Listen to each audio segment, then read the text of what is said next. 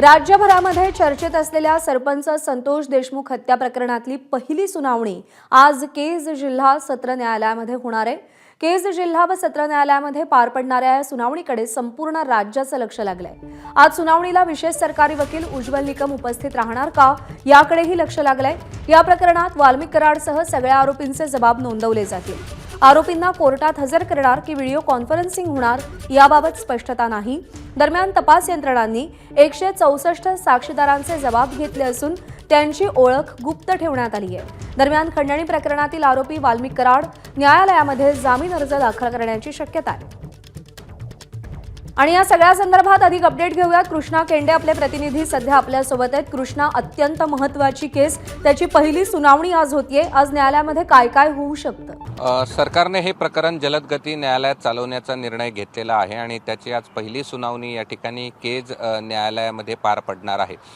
खास करून आज काही जबाब जे आहेत म्हणजे आरोपींचे देखील जबाब या ठिकाणी तपासादरम्यान घेतले गेलेले आहेत आणि ते बंद लिफाफ्यामध्ये आज या ठिकाणी सादर केले जातील आणि त्यामुळे यात जे आरोपी आहेत त्यांनी आपल्या जबाबामध्ये काय सांगितलं हे अत्यंत महत्त्वाची बाब आहे।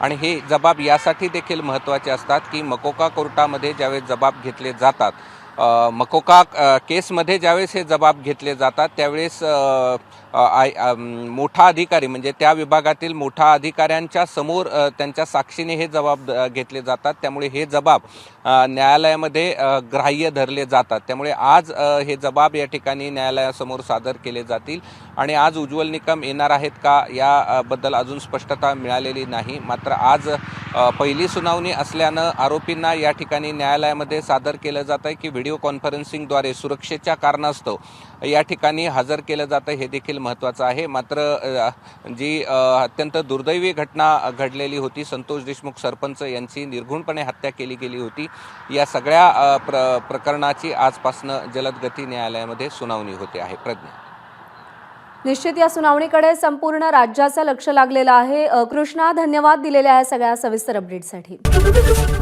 एबीपी माझा, उघडा डोळे बघा नीट।